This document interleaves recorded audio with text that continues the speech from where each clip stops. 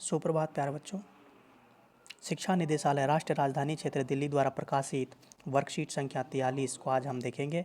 विषय हिंदी है। प्रेमचंद के फटे जूते 12/10/2020 की वर्कशीट है। कक्षा 9 के विद्यार्थियों के विद्यार्थी अपना नाम लिखेंगे, यहाँ कक्षा अध्यापक का नाम लिखेंगे। प्यारे विद्यार्थियों, कवि अब हम आगे पढ़ना शुरू करते हैं।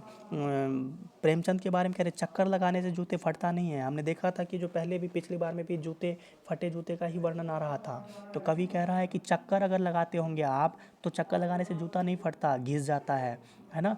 तो कुंभन दास का जूता भी फतेहपुर सीकरी आने जाने में घिस गया था। कुंभन दास नामक एक पात्र था, तो उसका जूता भी फटा नहीं था, उसका घिस गया था। उसे बड़ा पछतावा हुआ कि ये जूता कैसे घुस गया, आखिर क्यों घिस गया जूता। उसने कहा आवत जात पनहइये घिस गई। आने और जाने में जो पनहइये जो जूता है ये जूते जो हैं ये घिस गए मेरे।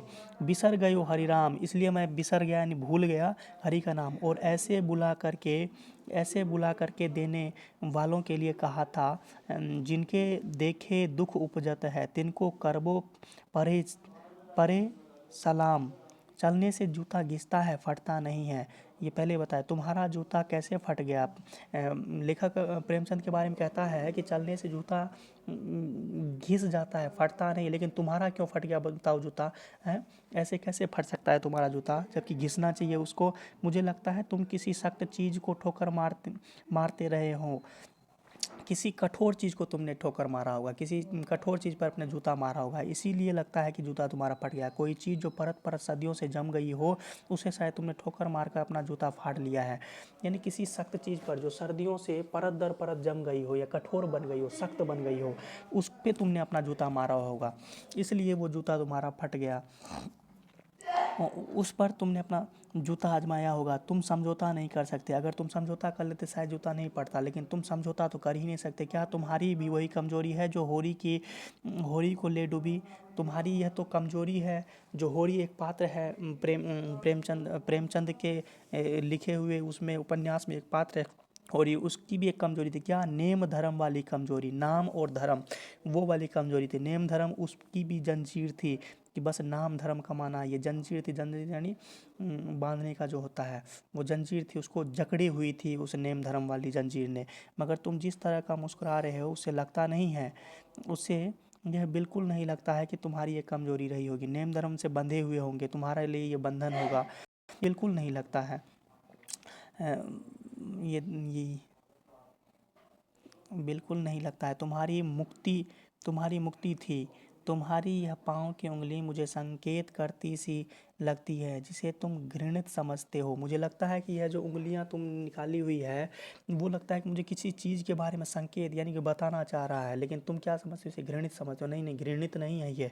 उसकी तरफ हाथ ही नहीं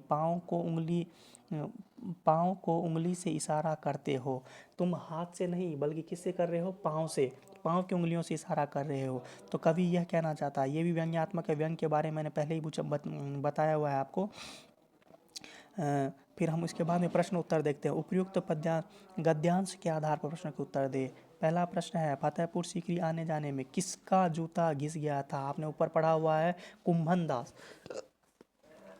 पहला। दूसरा है किस चीज़ पर जूते से ठोकर मारने के कारण प्रेमचंद का जूता फट गया था।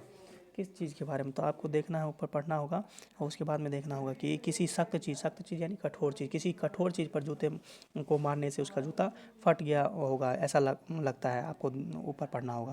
फिर उसके बाद में तीसरी चीज़ हम देखते हैं, तीसरा प्रश्न देखते हैं। तीसरा प्रश्न है वो कौन सी चीज़ें थी जो सदियों से परत दर परत जमकर समाज में टीले के रूप में निर्मित हो गई।